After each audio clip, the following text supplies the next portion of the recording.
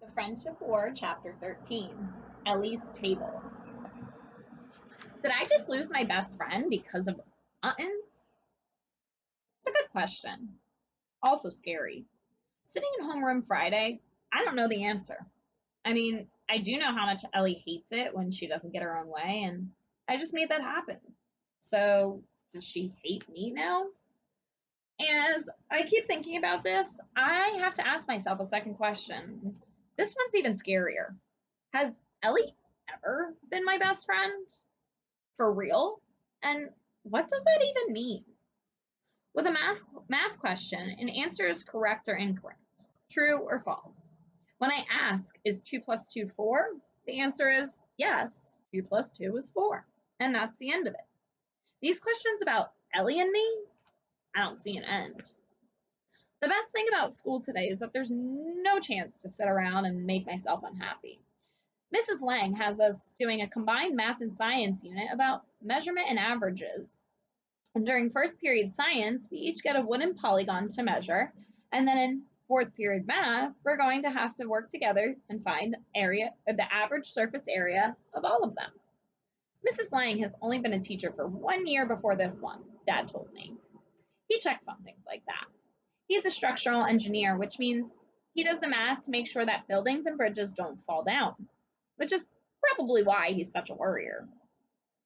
The first week or so, I wasn't sure I was going to be able to deal with Mrs. Lang. She was always tense, but I'm starting to understand her.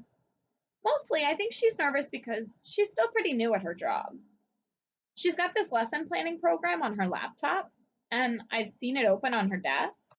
She has to describe what she's going to teach in both math and science and plan out every minute of class.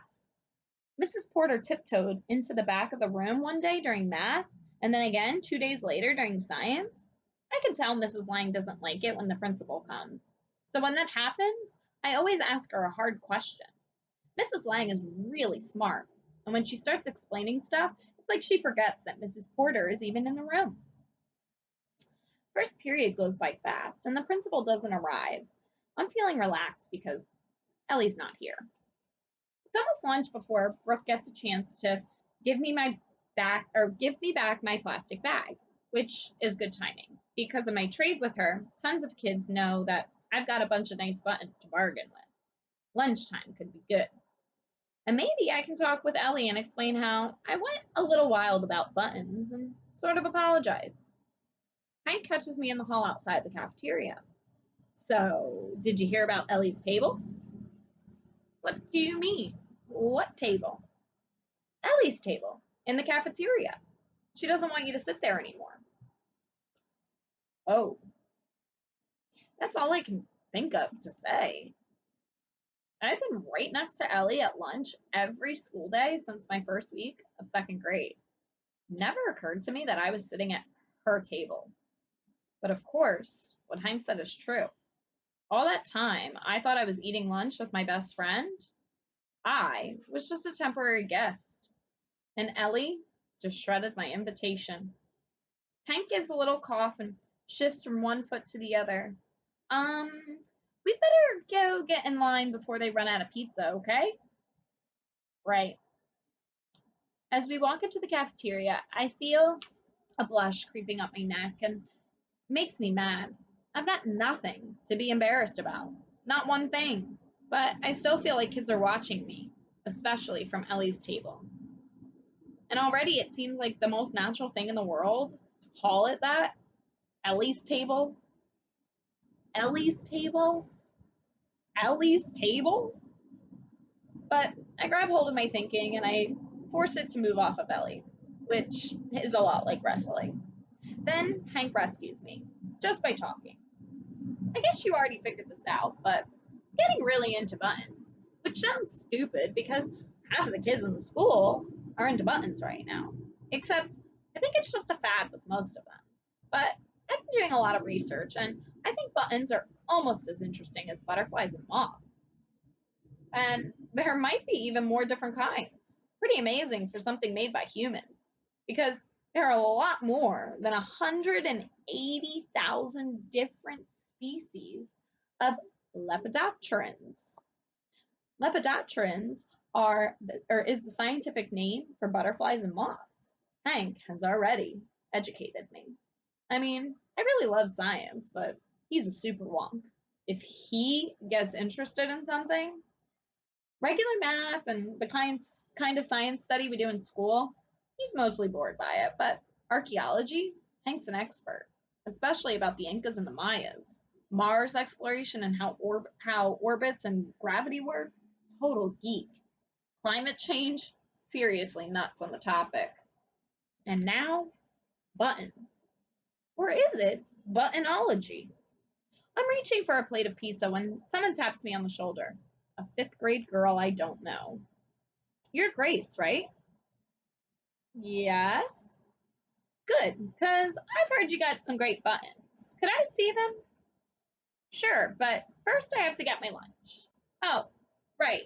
Sorry, I just didn't want them to be all gone because I've got some I want to trade, if you want to. My name is Sarah.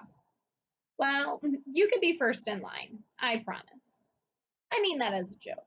But within 2 minutes after I find a place to sit near the back of the cafeteria, Sarah and three other kids are standing near my table, in a line, watching me eat. I've got my bag of buttons on the table, but the pizza tastes great, and I'm not going to rush. I'm not going to look at Ellie's table either, not once. Hank starts poking through the bag. You know, most of these buttons are celluloid.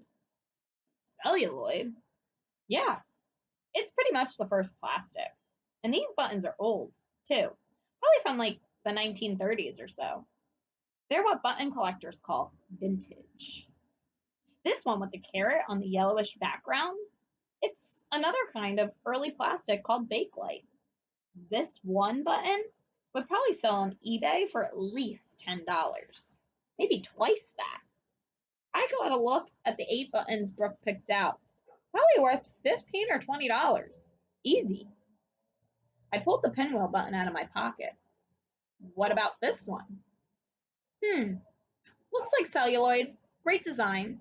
Pretty old, too. Might sell for $5 or $6, which means I lost money on my trade with Brooke. But I don't care. I love my pinwheel.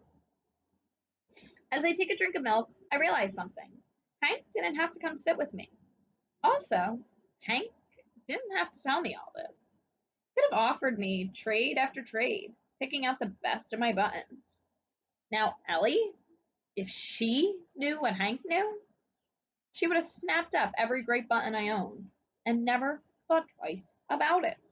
She would have grabbed up all the. I hit the brakes in my head. Do I actually know what Ellie would have done? Of course not. And it's bad science to jump to a conclusion like that.